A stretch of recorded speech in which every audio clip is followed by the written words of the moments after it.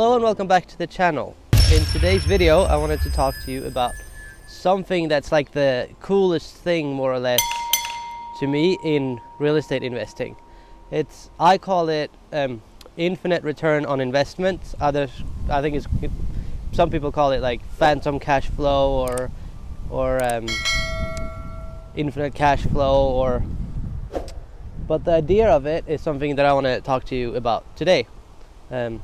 We're in Falcon Valley in Sweden right now. This is where I went to high school, and behind me is one of the most famous landmarks around here. It's called Tullbron, the toll bridge.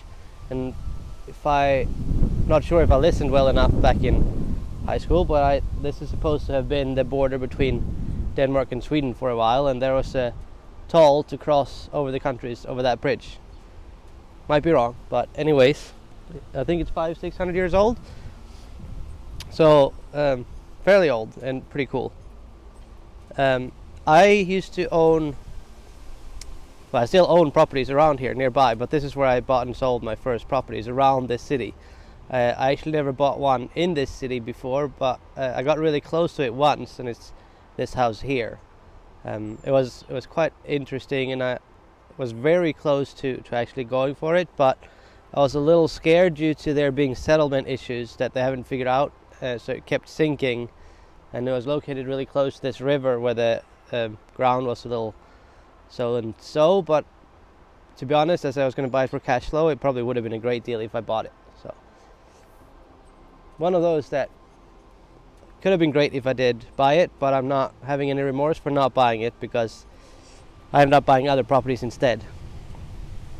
It's a little windy. I hope that's not the end of the world with this here recording. Now back to the video.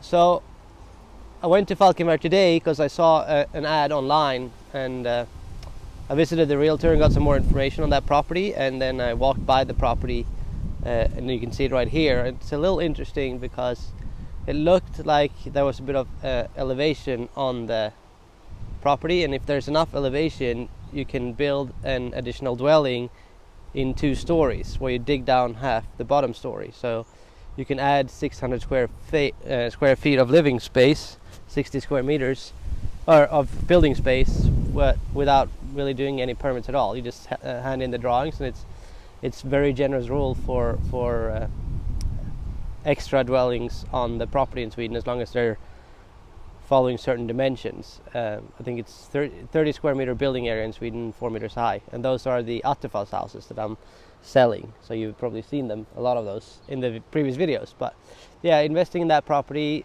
and then there's actually 3 apartments in this house that you can rent already, and then I was going to add this additional unit outside in the yard and make it 4 units. So I might actually come back and schedule a showing, because I couldn't see in the video if there was room to build a house, if there was like a change enough in elevation to build a house in 2 levels.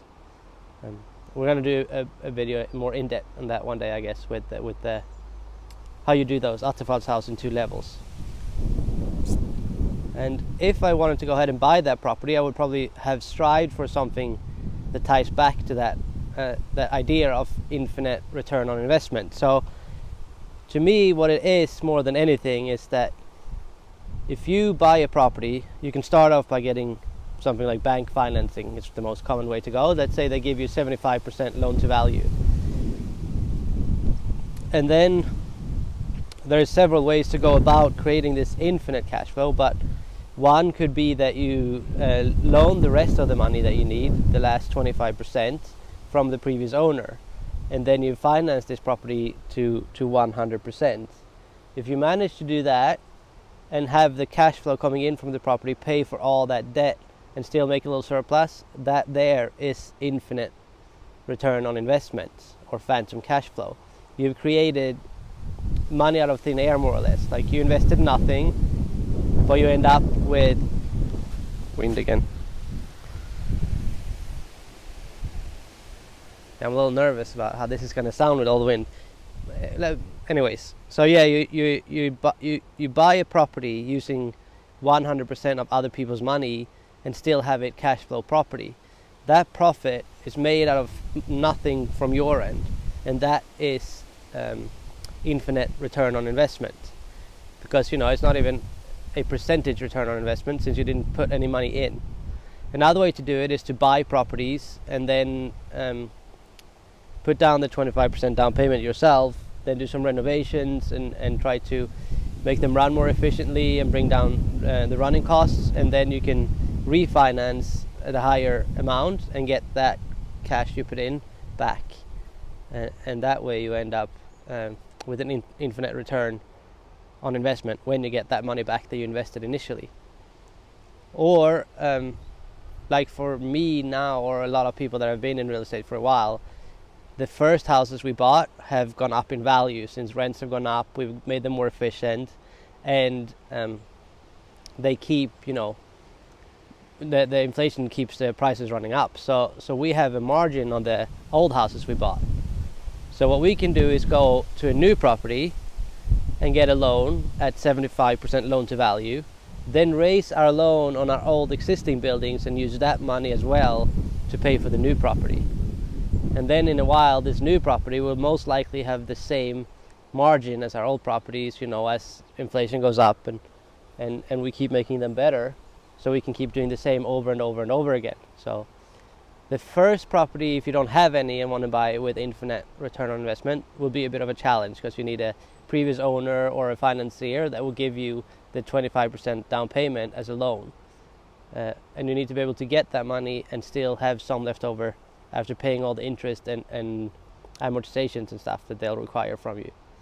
So harder on the first property, but doable. And then if you get going, once you have a few properties, is when it gets really interesting, because you can start using the margin that's been created on owning those older properties for a few years, get a loan on that margin and use that money as your down payment on a new property, and then keep doing the same as you go.